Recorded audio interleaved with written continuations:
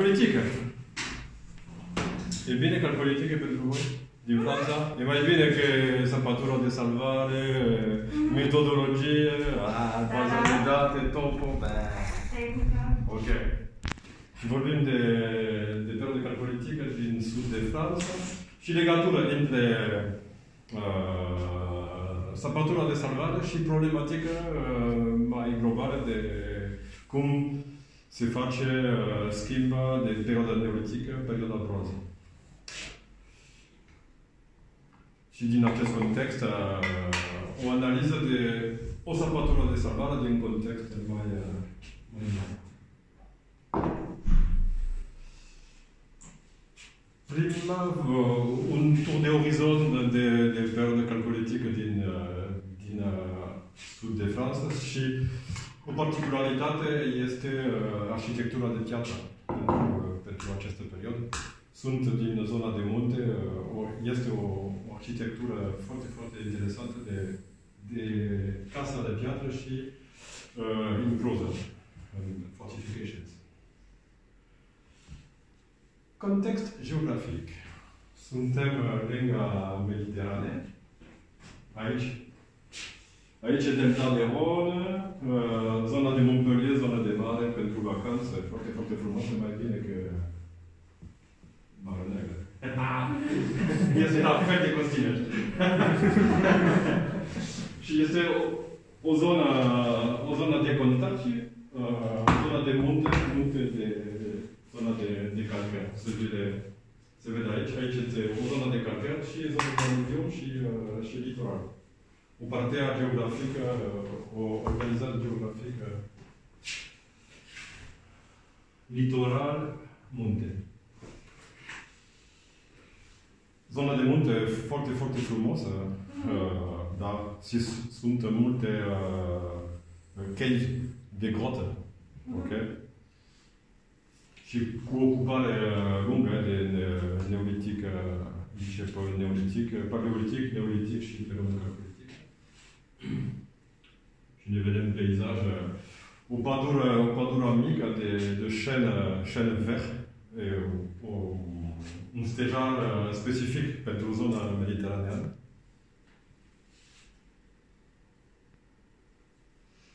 Și o zona de munte unde sunt multe grote. Cum se zice în limba română? Peșteri. Sau grote.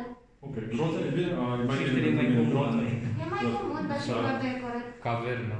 Cavernă, wow! Ok. Grote, cavernă. Ok.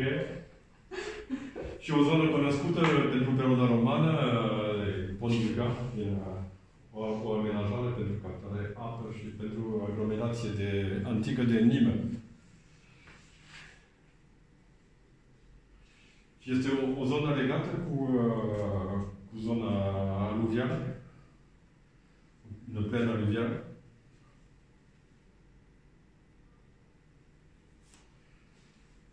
Și o zonă care a fost amenajată și ocupată din perioada neolitică, ne vedem Săpatură.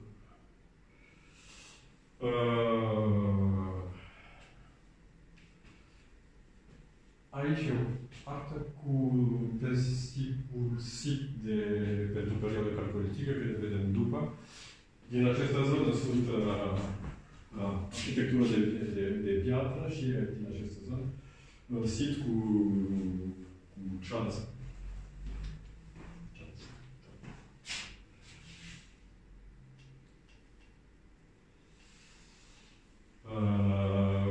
Problem de cronologie. În Franța se începe calcolitică 3400-3200 înainte de Hristos. Și avem o perioadă de tranziție între perioada șasean, neolitic mediu și calcolitic. Și din acest moment a fost abandonat termenul de calcolitic. Nu vorbim de calcolitic. De ce nu există o legătură între concept de calcolitic din Balcan, concept de o organizare socială cu o stratigrafie între elite sociale. Nu avem acest sistem de elite sociale, nu avem un sistem comparabil.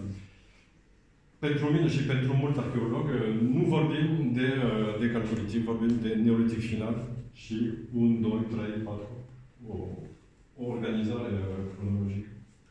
Și din acest moment de un mileniu există o tranziție culturală și pentru ceramică, pentru expresie stilistică din ceramică se face foarte repede. Fiecare 200 de ani există o schimbare din metoda ornamentală și din producție ceramică. Și se vede aici, avem doi grafi, un pentru morfologie ceramică și acesta este pentru formulă decorativă. Se vede că există o evoluare foarte, foarte bine din expresie de stilistică pentru fiecare perioadă. Și din acest moment există la fel o tranziție între producție litică și începe producție de cupru. Și ne vedem că este un moment foarte, foarte important. 3200-3300 există o producție locală de cupru și este foarte important pentru comunitate. De perioada neolitică, este o perioadă neolitică cu cupru și cu producție locală de cupru. Și ne vedem cum se face. Un tur d'orizon rapid, cum se organizează casa din zona de munte. Sunt case lunge, cu supasament de piatră și cu elevație totală din piatră. Și sunt case jumele legate. Adresate. Ok. Și nu există o evoluție de această arhitectură de 4-5 secole. Există o evoluție, ne vedem după. Și sunt la fel organizate speciale și aici sunt case, okay, se vede aici, sunt aici. Și există un sistem de fortificație între case. Și nu știu cum se numește bastion în engleză. Ok. Bastion, da. Și nu e o formulă nu e o fortificație impozantă, și este un plan foarte, foarte inteligibil pentru această perioadă. Sunt multe cu diferență detalii mari. Și la organizare interne de case sunt multe ceramică de depozit. Și aici se vede cum se face. Ceramică sunt lângă perete. Și din acest, la interior este o vatră, cred, da. Aici este o vatră și un espațiu de stocare legat de casă.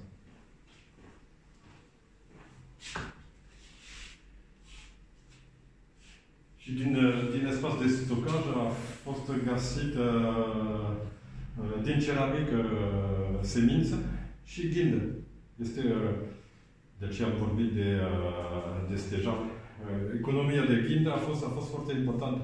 Nu pentru animal, ci pentru alimentație umană. A fost transformat din faină și pentru pâine. Okay, aici se vede cum se organizează la interior de casă. Și este un spațiu de stocaj foarte, foarte mare. Și acest sit e legat de activitate principală de elevaj de oaie. Pentru spectrul de fauna este de oaie 90%. Și când se face o analiză spațială, se vede că zona agricultură sunt foarte, foarte mică. Suntem într-un un peisaj de calcar, de platou și foarte, foarte super pentru elevajul de oaie. Interpretarea este un sit cu 2-3 familii de ciobani. Din nou, un oraș mic. Și perioada de utilizare este de 3 secole, nu mai multe. 3 secole, foarte, foarte mic. Și cred că o casă a fost incendiată. Și din acest context sunt site mai mari. Situl de Lebus e un sit de mai mult de 2 hectare și se vede că organizarea e la fel, un sistem cu casă, un sistem de fortificare, o alțentă periferică. La fel există un gradient de talie între habitat și cred că acest sit e foarte, foarte super. Sunt 2-3 case de o faleză.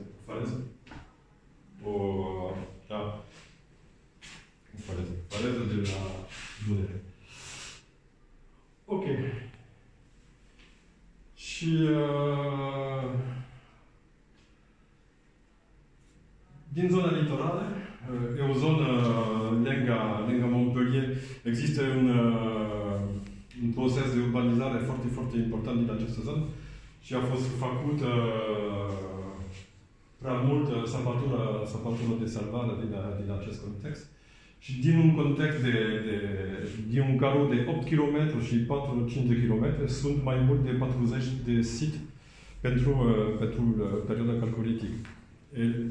E un sistem de supraveghere de fiecare amenajament și sunt multe arheologi din acest context că au făcut sapaturul de sapat aici, cred, 2-3 situri. Și există un sistem cronologic, la fel,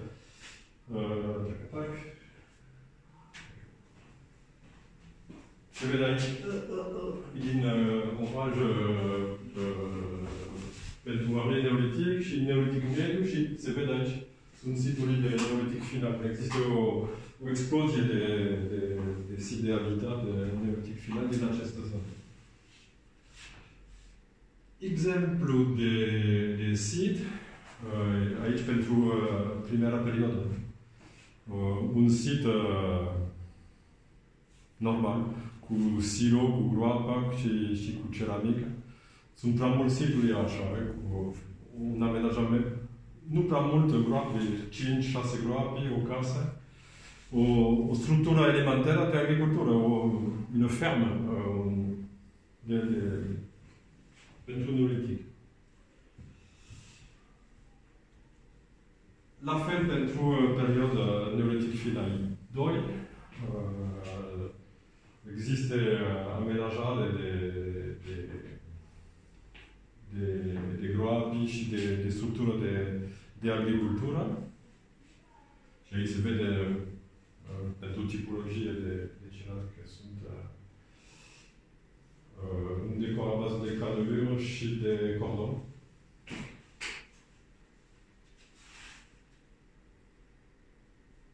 E aici un exemplu de sit pentru această perioadă. Sunt multe groape și nu există sisteme de delimitare de habitat. Structura de stocaj pentru semințe, pentru cereale. Structură legată de agricultură.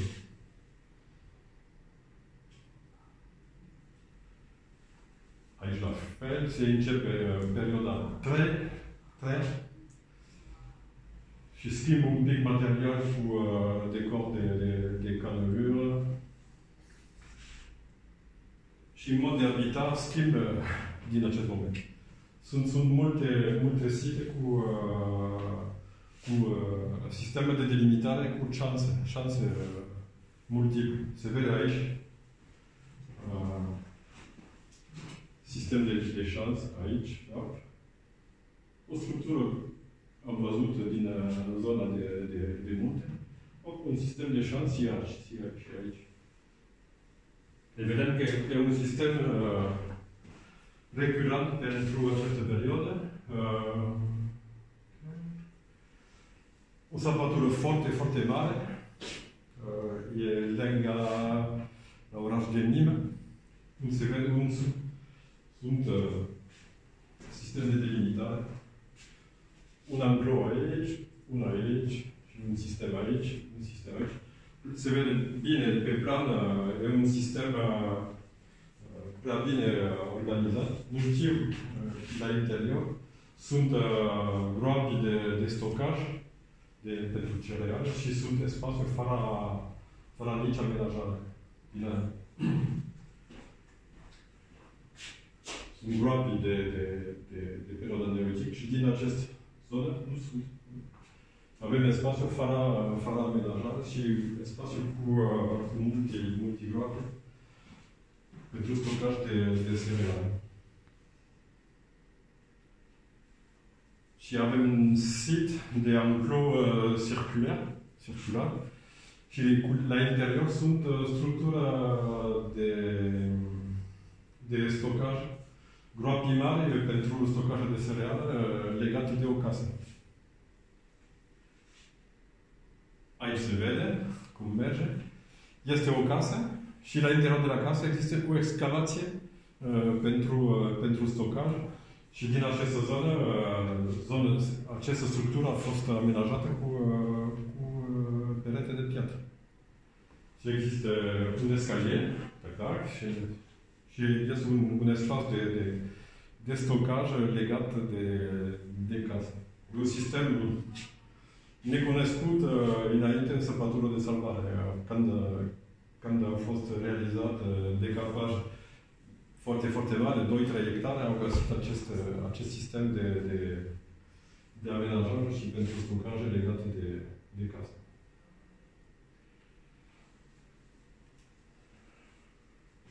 Aici avem un exemplu de o structură complexă și sistemul este unic, nu este un plan care a fost etablit și instalat și gata, populația a plecat. Este un plan cu multe faze de amenajare, se face foarte, foarte repede din timp și din o jumătate de secol se face multe amenajare și schimbă plan. Și vedem din acest exemplu, este un palimpsest, o stratigrafie orizontală cu multă amenajare. Și e foarte greu pentru înțelege cum merge acest tip de sit. Și avem nevoie de o sapatură foarte mare. Și se sapă 200 de metri pătrați, nu înțelege nimic pentru la organizare de acest tip de sit.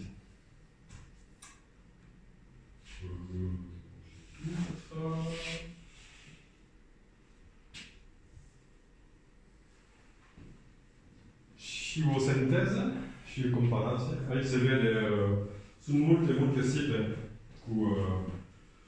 cu șanse și este o reprezentare șematică și o comparație cu populația Masai. Cred că e foarte, foarte interesant comparația. E diferite, sunt perete din modele Masai, nu sunt șanse. Și este un sistem, și pentru Masai e un sistem legat total de ciobani. Un sistem de vacuță, cioban cu vacuță. Da? Cred că pot se face o legătură între aceste forme de organizare de spațiu și populație de pastori, de ciobani.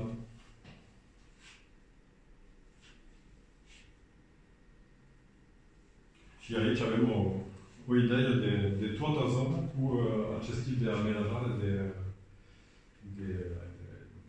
de vilaje fortifié, de fortificare legate de ocupare pentru neolitic final. Și există o diferență culturală din această zonă. Avem o ruptură din această zonă și din aceste zone începe structura rotundă. Nu sunt vilaje cu șanse multiple, sunt vilaje cu de formă rotundă. Ok, on s'en fout. Ok. Și tac, ce e la... Ok, e la fel, e o artă de distribuție de situl cu fortificare sau cu sistemele de delimitare. Și se vede că există o ruptură. Și când facem o analiză cronologică, se vede bine că există un sistem de expansiune, de exploziune de numărul de situri, de acest tip de sit. O interpretare este că există o fază de expansiune legată de o croissance demografică. Există un sistem legat de o croissance demografică, se vede bine că din acest grafic cum merge. Și la început de neolitic final avem o explozie de situri sau din perioada din zona de muntă și la fel din zona litorală și există o ruptură unde nu avem mai mult sit sau ocupații sunt foarte, foarte mică. Acest grafic a fost construit cu suprafața de sit, cu cantitatea de ceramică, e o evaluare statistică de paleodemografie cu vestigiu de habitat. Și maintenant ne vedem un camp specific de o sapatură. Am făcut o sapatură din acest context și vedem cum e o sapatură de samblare, sigur. Și ne vedem cum această sapatură avem o idee mai bine de procesus de calculitică, între ghilimele, de cum se face explozia neolitică și ce legătură din context istoric. Suntem în context de autostradă și este o stație pentru benzină din această zonă. Explică că sapatura e foarte mare, decapaj face mai mult de 3 hectare.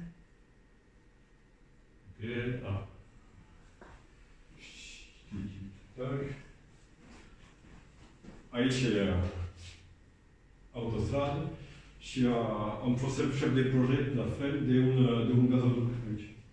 Și sunt totul situri descoperit pentru perioada neolitică. Pentru fiecare proiect.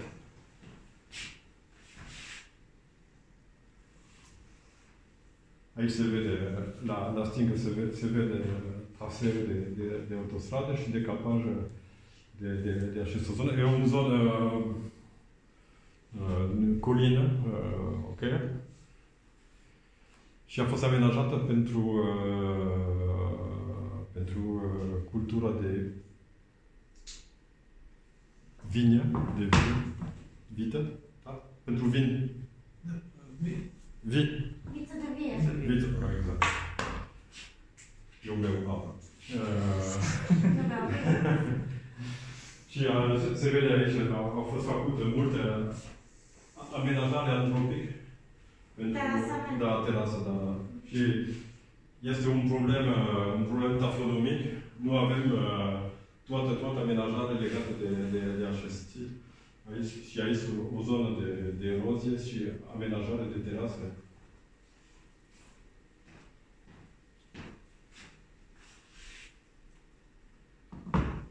Ok, aici se vede cum a fost zona de decapaj și diagnostic. Și din diagnostic a fost găsit un sistem de șanse din partea superioară de sit. Și aici ne vedem amenajare, șanse. Aici, Și se vede imediat că sunt zona cu piatră și zona fără piatră.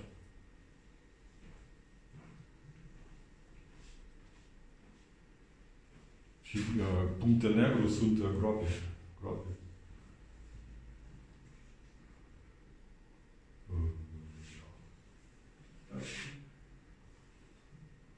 Ok, le plan.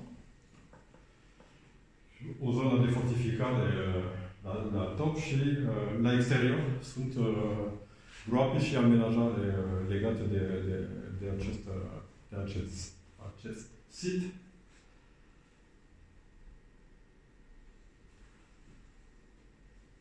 Alors, prima analiză a fost făcută de șanse de fortificație. Și toată săpătura a fost făcută manual, din acest context.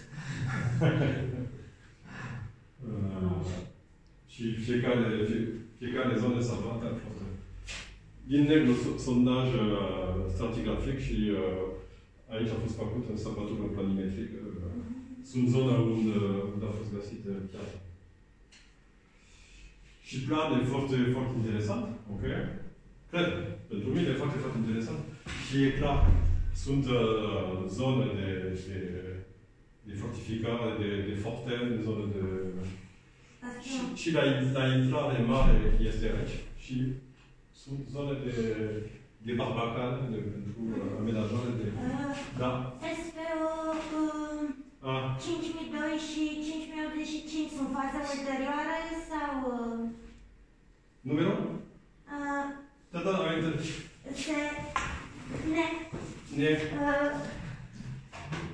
Les deux sont plus tardières. Ok, nu știu. Nu, vreau să... Da. Je veux dire, sont de phase plus tardive, sont battues à la même temps? Je sais pas. On va voir. Ce idee tine? Ce idee? E contemporan sau nu este contemporan? Știi arheologii? S-au învățat muncitorii. Ok. Bun, ne vedem acum.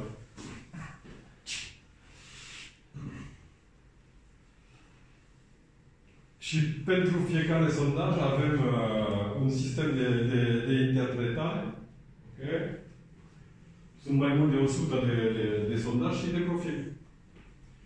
Și pentru fiecare profil avem un sistem de interpretare,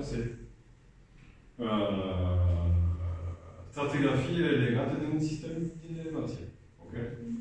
Și ne vedem aici că sunt sistem de fortificație cu piatră și fără piatră. Sistem de levée de terre, de fortificație. Diferit din acest perioadă. Și se vede aici. Sunt piatră căzută de un sistem de rampart, de un sistem mai mare Și acest sistem este la interior. La fel. Că se vede aici un sistem de perete de piatră la interior de sit și șansă devant.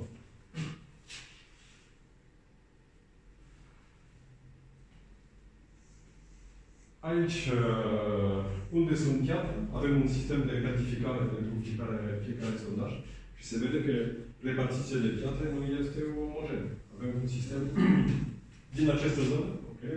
Aici, sistem de piatră. Piatră sunt aici, un pic acolo și din aceste zone nu sunt piatră. Un sistem diferit. Este o șansă cu piatră și o șansă de pământ. Și nu avem o structură omogenă, avem o heterogeneitate de reprezentare. Și se vede la fel că există un sistem de șanse mic cu potou, o palisadă. Și acest monument nu este omogen, e un monument construit de diferite tehnici. Și la fel există un sistem evolutiv de o cronologie internă de construcție. Aici e plan general. Primera perioadă este o palisadă. Ok? Secunda perioadă, șanse cu perete de piatră sau de pământ și o perioadă unțită este mai mare. Okay? Avem o evoluție din 3 sau 4 etape și o epocă de abandon. Asta vă întrebam. Voilà.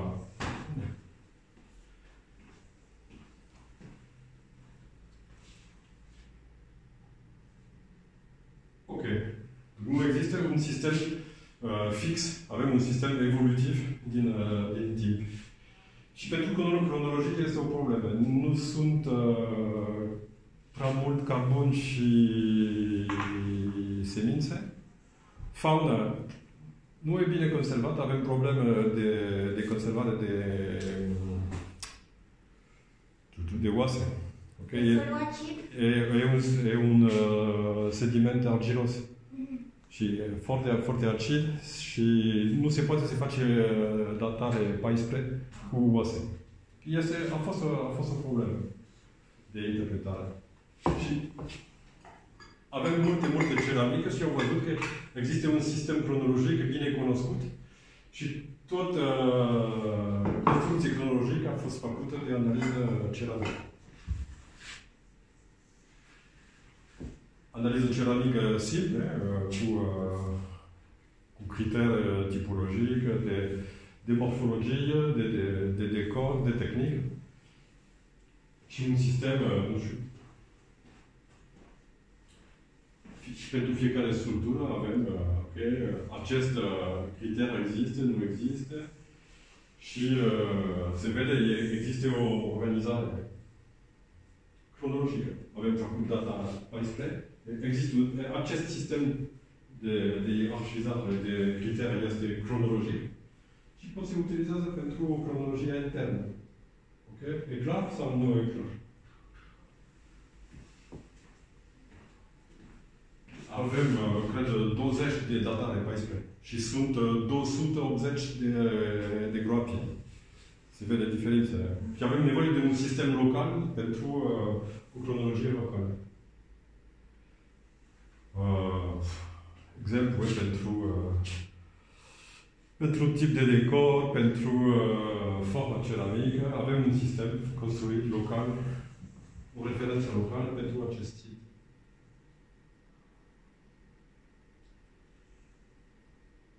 Ok, aici avem o viziune sintetică pentru 4 faze de evoluare de facies ceramic. Și există din ultima fază, sunt multe decori de caneluri și de cordon.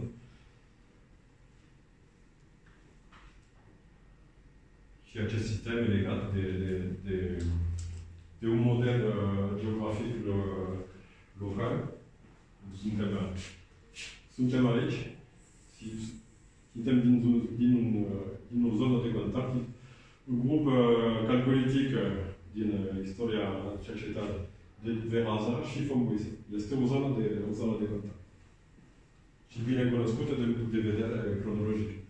Și o estimare, ocupație de sit este de 3300-2400.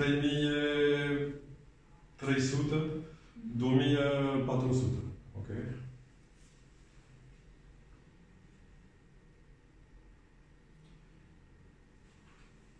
Și la interior avem amenajare legate de case și sunt pentru primera etapă sunt case făcute din lemn, tot din lemn, cu picări de lemn și acoperit de lemn sau de material vegetal. Sunt case foarte mici, la fel de pentru Gulbenița. 30 de metri pătrați, nu prea mult.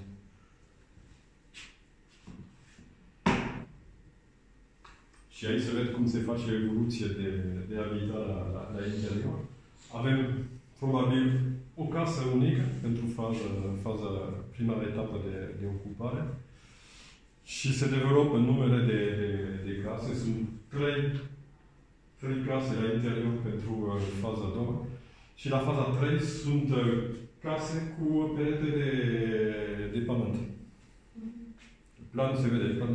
Sunt case un pic mai mari și am schimbat orientare de case. Și casele sunt legate de amenajare la interior, de groabe de stocaj și tot la exterior. Și e foarte posibil că din această zonă au fost case.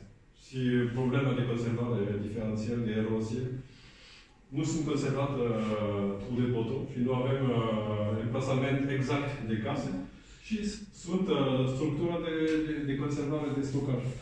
La fel de la interior. E foarte posibil că sunt case la interior și aici, în această zonă. Da? La case avem gropile de par, nu? Groapare de... De trou de... Potem? Da. Pentru case, da. De foaier. Și, da, nu. Nu? Nu sunt la interior de case. Vatre.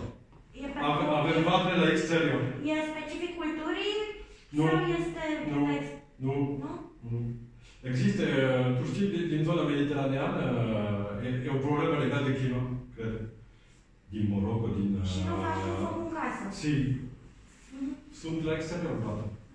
Și la fel, tot sistem de lucru pentru lucrarea silex, tot se face la exterior. Aceste lucruri nu se face la interior de casă. La medicina, la fel.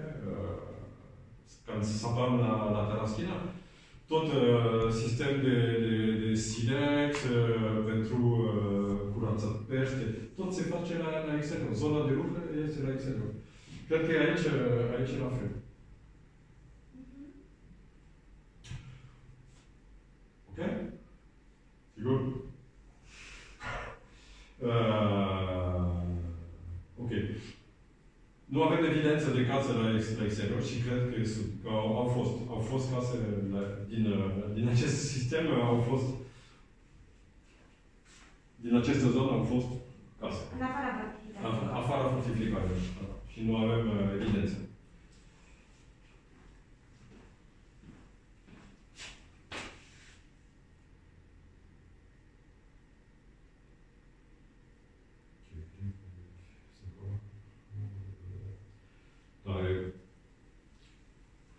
Când facem o analiză de ce descoperim din fiecare groapă, se vede că la exterior sunt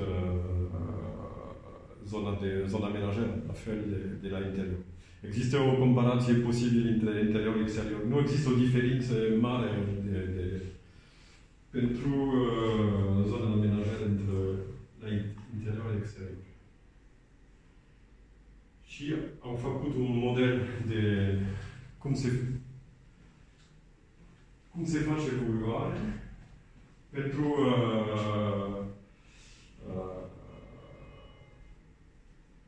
există pentru fiecare perioadă o diferență pentru oaie, porci și viu. Avem o evoluție. Se vede că nu este omogen sistem de paleoeconomic. Există un sistem cu croissant, cu oaie și legat de porcin.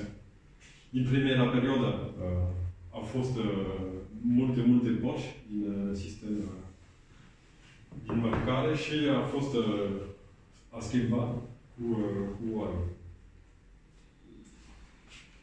Și la fel pentru sistemul, nu cred că bine, târziu.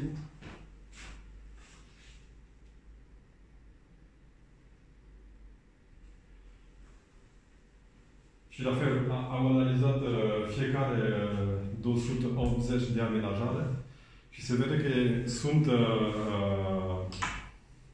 structură pentru cereale, nu sunt pentru toată perioada. Structură pentru stocaj de cereale sunt multe importante pentru faza a doua și faza a treia. Avem o schimbare de paleoeconomic din acest moment și există o sincronicitate posibilă între schimb economic și schimb statut de fortificare. Okay? Schimbarea, avem un sincronism între schimbare economică și schimbare de formă de habitat. De o formă simplă, o formă complexă și foarte, foarte simbolică. Sunt 20 de persoane pentru un monument așa. Nu este un amenajare legată de război. Nu e imposibil. Un sistem de echilibru între populație și război. And now, interpretare. Avem nevoie de un sistem istoric. Cum se integrează acest sit din un scenariu istoric de calculitizație, de neolitizație complexă din aceste zone. Alors, au făcut un sistem de modelizație cu GIS.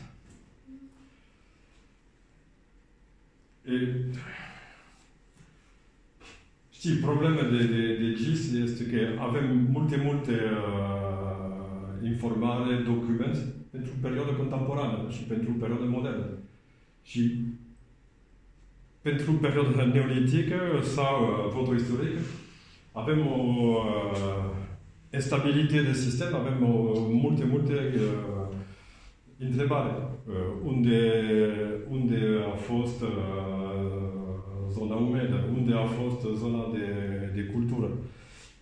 Nu există o legătură directă între peisaj actual și peisaj neolitic. Și este un challenge. Avem nevoie de interpretare și avem lucrat noi cu un sistem de clasificație pentru fiecare pixel de criterii de pantă, soleil, plouă și tip de sol actual. Și avem un sistem cu o ierarhie contemporană, ok? Și a fost probabil pentru perioada neolitică.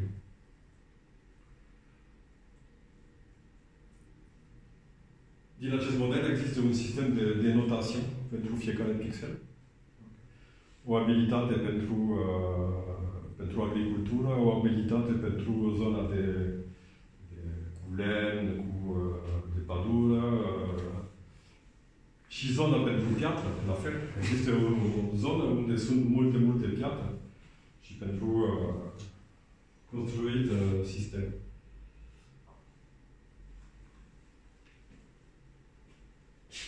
Aici, la stângă, un sistem teoretic de deplasament cu GIS. Se vede zona roșu e deplasament de o oră și cred că din verde este 5 ore. Da? Da, 6 ore. Da, 5 ore între verde și albastru. Și un teritoriu foarte, foarte interesant, e un teritoriu mare. Și există o diversitate de biologică din acest sistem. Avem un sistem de plen legat de fluviu, un sistem de agricultură probabil aici și intrăm la fel de un sistem de munte. CITES este la interfață de ecosistem foarte, foarte diferit și complementar.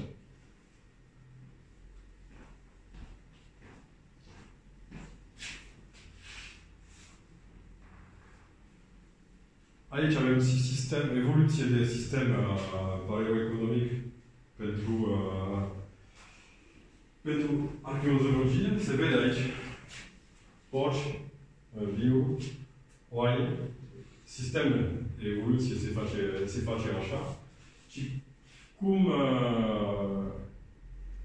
pot se transforma sistem teoretic în un sistem cartografic? Este un challenge.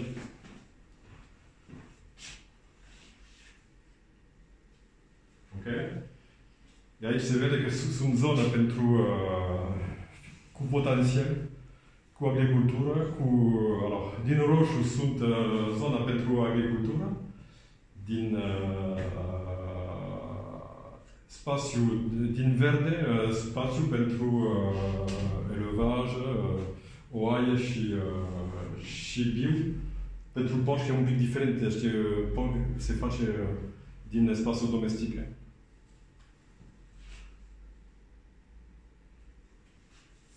Și când începe un model, se vede că există un model de expansie pentru o comunitate de 20 de persoane. Avem nevoie de un sistem din expansie. Și cred că există o animație. Da. În primera perioadă aici, situl e aici, și avem zona pentru oaie și zona de agricultură cu potențial mare.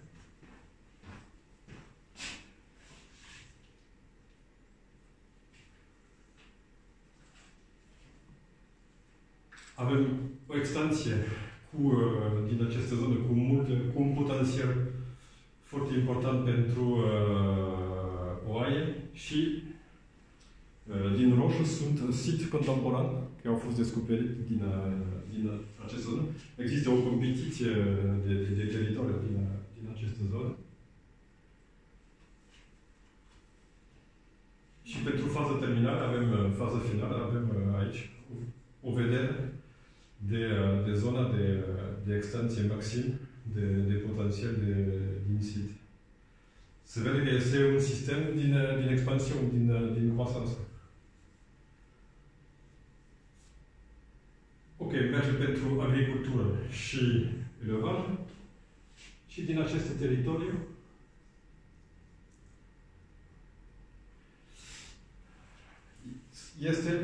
sunt zona de exploatare de cupru. Se vede aici, situl este aici. Din albastru sunt zona de exploatare de cupru contemporană de sit. Este o variantă din sistem economic, o variantă foarte, foarte importantă. Ok. Zona de exploatare de cupru din cronologie se face de 3000-2200 înainte de Hristos. Din un sistem de coline, un sistem nu un sistem de munte, un sistem de coline molle, de truc pas très bon. Exploatarea de cupru se face așa, ok? Au deja văzut sistem de exploatare calculitic? Nu? E un sistem prea simplu. Există în suprafață filon de quartz și de cupru și exploatarea se face manual cu percutor din quartz și se face la fel cu foc. E un sistem de exploatare termic, se face un foc, se există o alterație de piatră și după cu ciocan din piatră se face exploatare. E un sistem foarte greu. Cred că pentru fiecare etapă de șof, etapă cu foc, avem o exploatare de 4-5 cm. Au făcut experimentat cu acest sistem. Avem nevoie de multe lemn și de timp. Nu se face repede. Și avem nevoie de 70 de kg de lemn pentru o temperatură de 600 de grade. Și o exploatare de 50 de kg de piatră și de cupru, cred că 10 grame de cupru. Că există, se vede, un investiment din timp foarte, foarte important pentru exploatarea de cupru.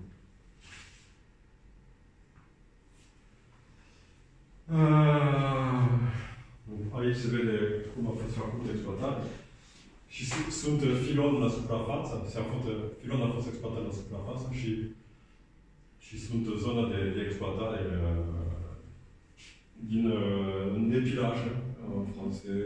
Okay. Și aici aveți o idee din Nouvelle-Guinée, cum se face exploatarea, nu pentru cupru, este pentru silex.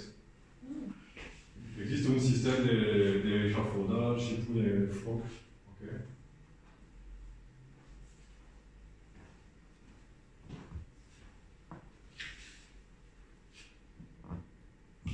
Și pentru aceste zone de exploatare avem, cred, 700 de ani de exploatare pentru o zonă mică. Nu e o exploatare industrială, e o exploatare se face foarte local. Și proces de transformare se face imediat, lângă zona de exploatare din minere. Deci sunt structura prea mică. Cred că această structură face 40 de centimetri de diametru. Sunt foarte mici. Și sunt deșeuri de metalurgie, gute de cuivre. Și nu se vede, nu există un sistem cu scorii, cu multe... Cu scură. Curcură? Scură, scorii. Scorii? Da. Da. Ok. Se vitrifie? Nu se vede, nu este vitrificat. Fundul gropii. Nu. Sunt un pic de grup, un pic de oxid și proces se face fără scorii. Un sistem mic. Nu, je n'ai pas d'autres. Non, je n'ai pas. Dommage. Și este foarte interesant de ce proces de transformare de cupru, de minere din cupru nu se face la casă, la interior de o casă, se face la fel din o amenajare, ci lângă de mai mult de 2 ore de sit. E un sistem de producție deconectat de zona de habitat și de locuință. Și pentru situl nostru avem un sistem legat de dezvoltament concomitant de agricultură, elevare și exploatare de cupru. E posibil că producția de cupru a fost un element foarte important pentru această comunitate și pentru un rezu de schimbare și o competiție din această zonă cu posibil specializare din producție de cupru și din alte zone au văzut că probabil a fost o zonă cu multe ciobani.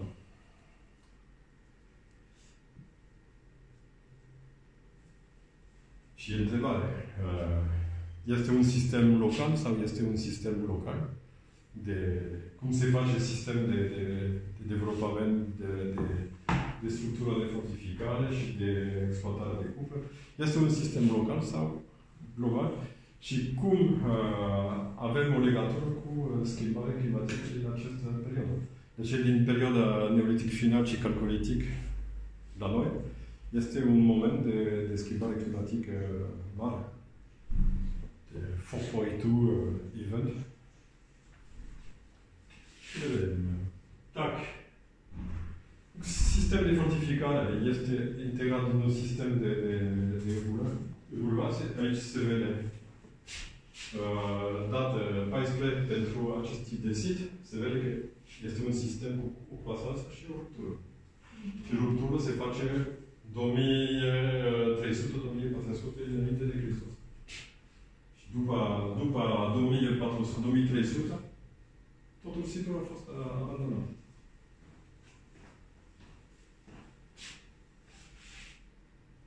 Apel 2900-2800,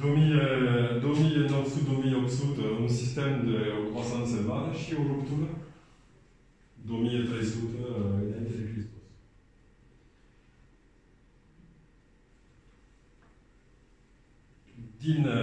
Din Franța, obiect de cupru sunt de neolitic mediu. 4000 înainte de Hristos sunt obiect de cupru și obiect care nu au fost product cu metal din Franța.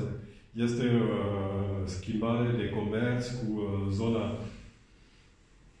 E posibil din Italia. Este o legătură cu Italia, un proces de șarj de bien de prestige.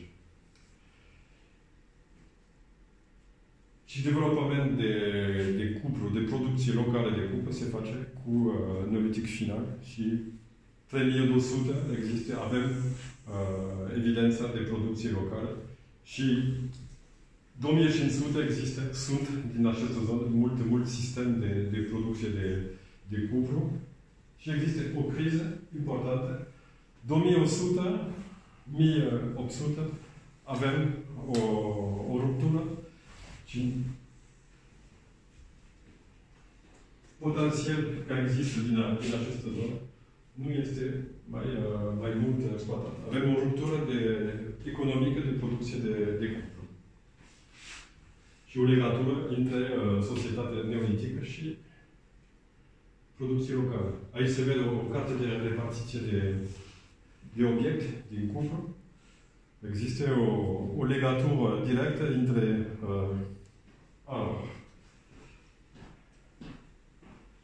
puncte verde sunt zone unde există un potențial de cupru de fără transformare și există o legătură importantă între acte de repartiție de obiect de cupru calculitic și zonă de potențial cuprifer.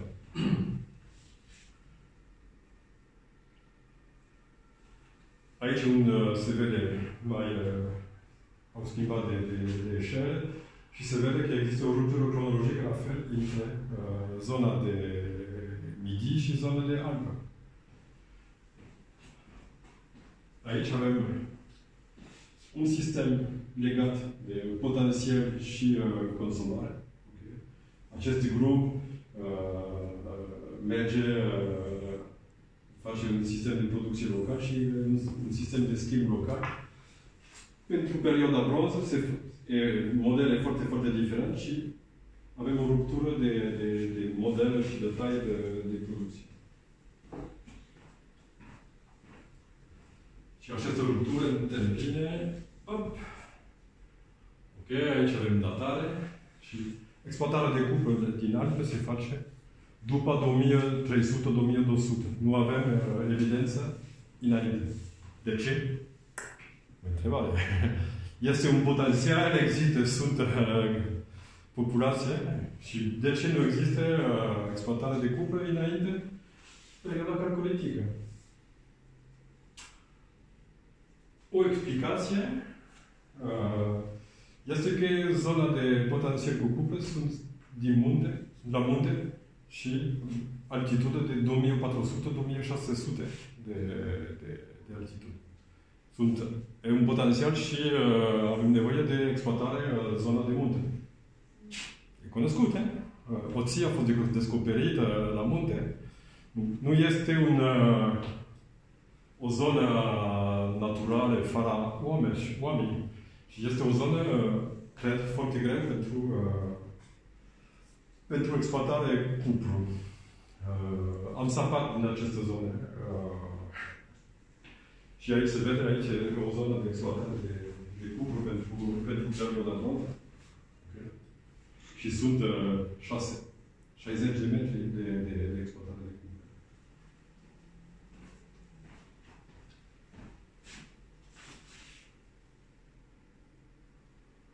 Okay. Aici se vede sistem de exploatare de cupru.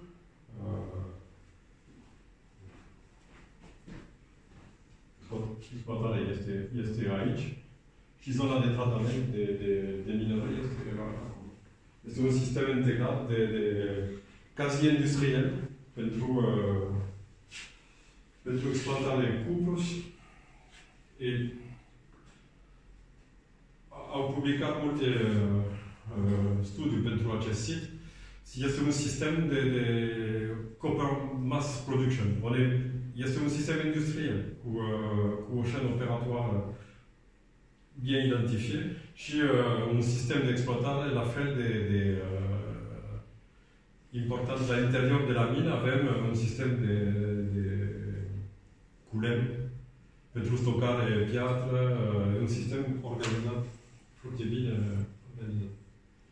Și la fel pentru cronologie, e un sistem de 200-300 de ani a fost exploatat și abandonat. Și la fel proces de transformare piatra din cupru este un proces industrial fără deșe, fără gunoi, tot a fost reciclabil din acest sistem. Le scorii au fost reciclate. Ende. Une hypothèse. What's the role of the climate in this period? Această perioadă e o perioadă de schimbă climatic global pentru toată planeta. Știți, studiul este un sistem de schimbă climatic legat de un forsaj astronomic. E un sistem global. Avem înregistrare pentru toată planeta. Aici se vede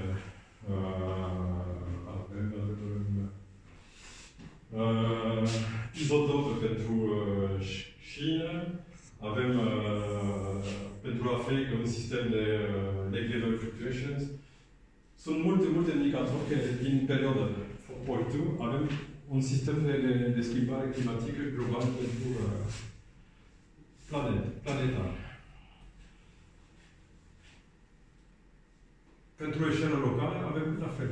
Pentru glacier din Alpă, pentru sistem fluvial, cu detritism, cu lake level fluctuation, avem multe indicatori care există.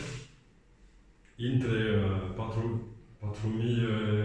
4200 BP avem o schimbare climatică. Și pentru noi, la munte, avem la fel, avem făcut carotaj și se vede că există un sistem de schimbare environamentală legat de un glacier. Și există o fază fără glacier și o fază unde există un glacier. Acces potențial de cupru este legat de a fost acoperit sau descoperit de glacier. Este un sistem natural care permite acces la zone. La fel, avem aici o altă zonă de exploatare de cupru și la fel e legat de există. Aici este 2800 de metri de altitudine.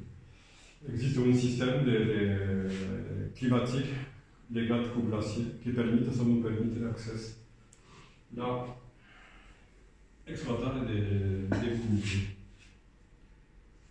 Și o figură de sinteză, fenomen climatic și antropic, și se vede din acest sistem că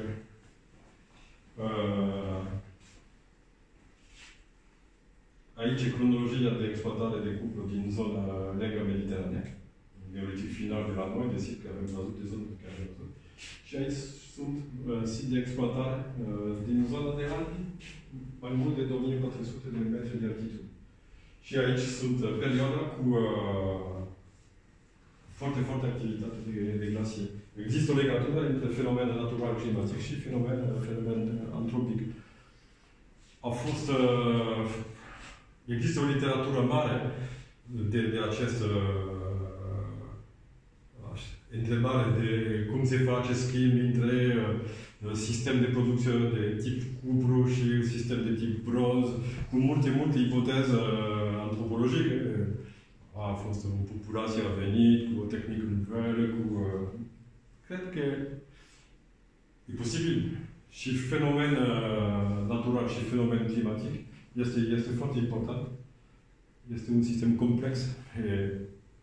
relație cu natură, cu relație cu environament, la fel e o posibilitate de interpretare.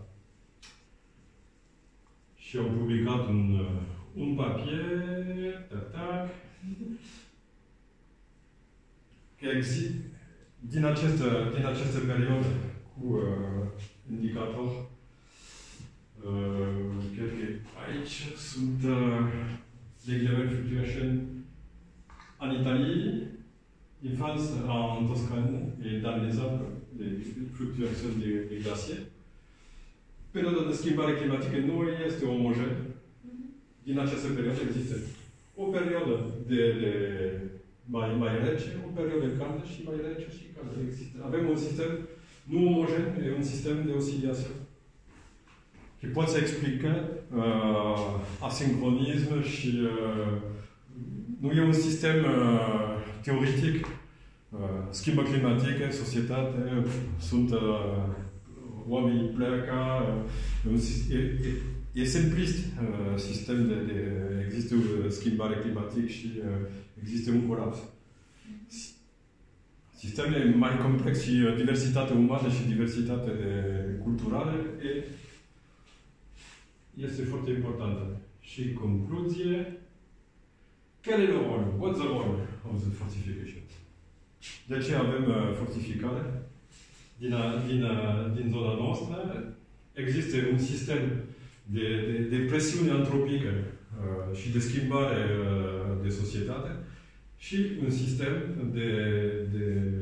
de exploatare de cupru și de resurse naturale locale. Se face un sistem de expansie și acest sistem de expansie a fost legat de o schimbare climatică și schimbare climatică și schimbare din mod simbolic la fel. Exemplu, sunt acest tip de reprezentare specific pentru perioada calculistică. Sunt monoliti cu reprezentare umană. Există oamenii și femeie, e un sistem foarte, foarte complex. Și aceste tip de statui nu sunt legate de casă, sunt la exterior, sunt un sistem de bornă simbolică de teritoriu.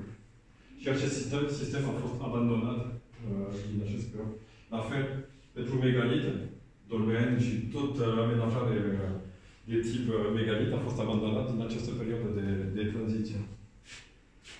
Și pentru mine cred că există un sistem legat de schimbare economic, climatic și la fel de simbolic. Un problem de legătură simbolică cu environament și cu societate. Și mersi beaucoup. Și această sapatură este publicată integral. Și există PDF. Free access. Azi nu facem cu doamna Lintu. De ce? S-a scuzat. Dar nu are ce să duce. Ea corect. A zis că propun să procedăm ca data trecută, adică următoarele două întâlniri. Da, ne ține întrebări. Am înțeles.